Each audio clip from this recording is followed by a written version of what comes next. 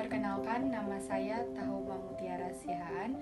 Saya dari Prodi Manajemen Informasi Kesehatan dengan NIM 1020200008. Di sini saya akan menjelaskan tentang sistem rangka pada manusia. Yang pertama, pengertian rangka. Rangka adalah tulang-tulang yang tersusun secara teratur. Rangka juga mempunyai fungsi, antara lain penopang dan penunjang tegaknya tubuh, memberi bentuk tubuh, dan melindungi bagian-bagian tubuh yang lunak. Bagian-bagian rangka terdiri dari... Nah, sekarang saya akan menjelaskan tentang bagian-bagian yang ada di rangka kepala. Pertama ada parietal, kemudian ada frontal, kemudian ada temporal, kemudian ada tulang pipi, ada tulang hidung, kemudian ada rahang atas, lalu berikutnya ada rahang bawah. Selanjutnya, saya akan menjelaskan tentang bagian-bagian dari rangka badan. Nah, dalam rangka badan itu, kita dimulai dari tulang leher menuju tulang ekor. Nah, setelah itu, tulang leher itu dimulai dengan 7 ruas tulang. Nah, setelah itu, tulang leher ini memiliki sambungan dengan tulang punggung sampai pada tulang ekor. Selanjutnya, saya akan menjelaskan tentang bagian-bagian dari rangka gerak. Nah, dalam rangka gerak terdapat 2 bagian. Pertama ada rangka atas, kemudian ada rangka bawah. Nah, di dalam rangka atas itu merupakan anggota tubuh dengan dinamakan tangan.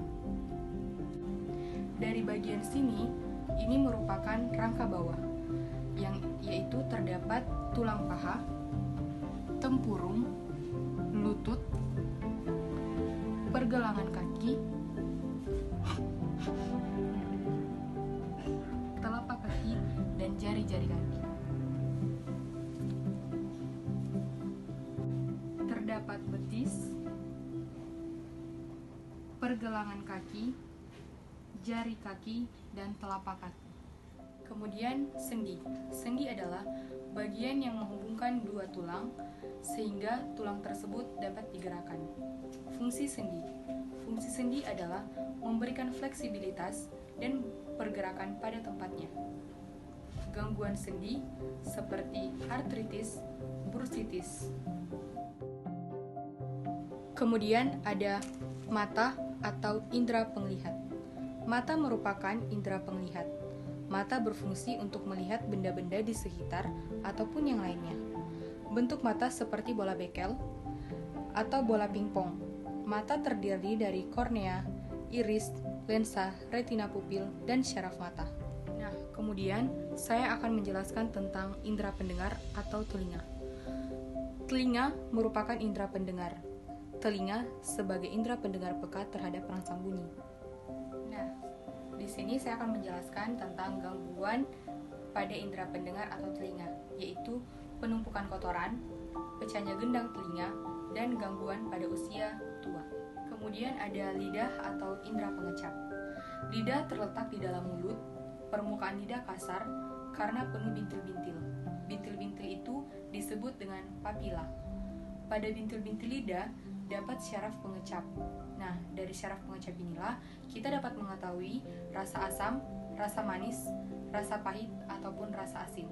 Gangguan yang terjadi pada lidah atau indera pengecap seperti sariawan atau stomastitis, kemudian ada antropic loxity. Hidung merupakan pintu masuk udara pernapasan yang ada di dalam tubuh. Nah, penyakit-penyakit yang terdapat pada hidung seperti flu, peradangan pada rongga sinus di hidung. Sekarang saya akan menjelaskan tentang kulit atau indera praba. Seluruh tubuh kita itu dilapisi oleh kulit. Kulit berfungsi sebagai indera praba. Dengan kulit, kita dapat membedakan permukaan kasar dan permukaan yang halus. Demikian juga, kita dapat membedakan mana yang benda panas dan mana yang benda dingin. Kulit juga berfungsi sebagai pelindung tubuh dengan cara melapisi tubuh.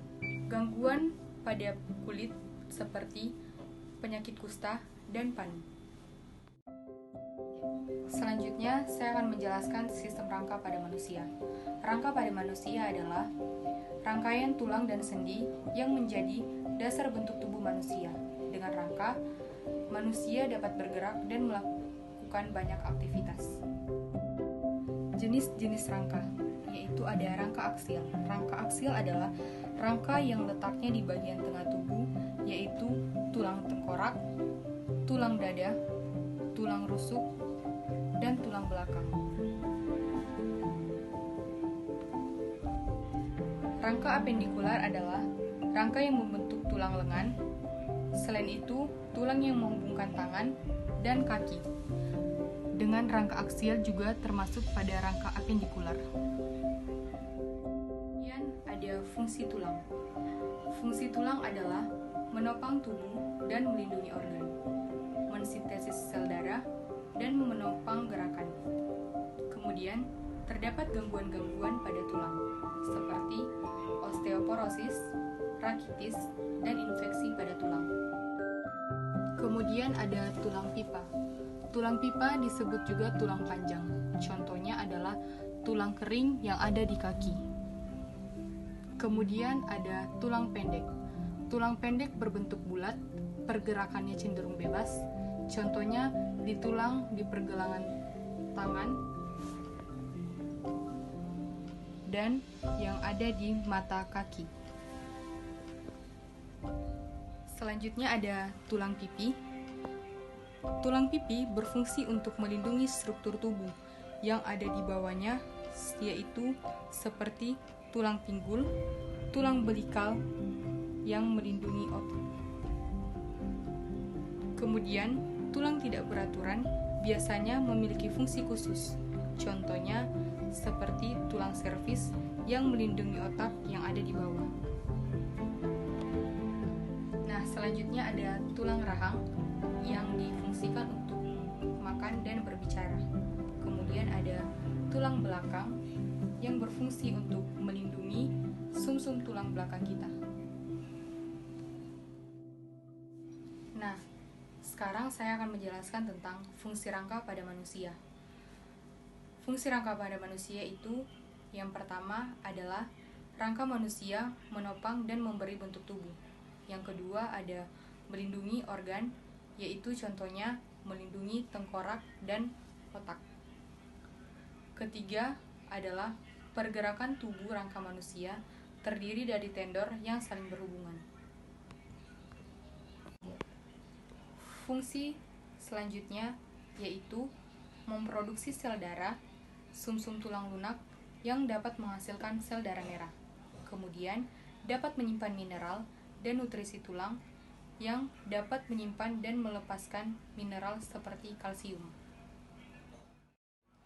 Nah, selanjutnya saya akan menjelaskan tentang gangguan pada rangka.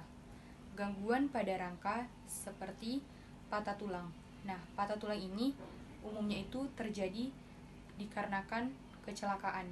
Kemudian ada artritis, itu disebabkan karena adanya peradangan pada sendi yang mengakibatkan rasa nyeri. Kemudian ada osteoporosis, yaitu terjadi karena turunnya kepadatan tulang yang terjadi karena penuaan atau penambahan usia. Sekian penjelasan saya mengenai panca indera dan sistem rangka pada manusia. Mohon maaf bila ada kesalahan, saya ucapkan terima kasih.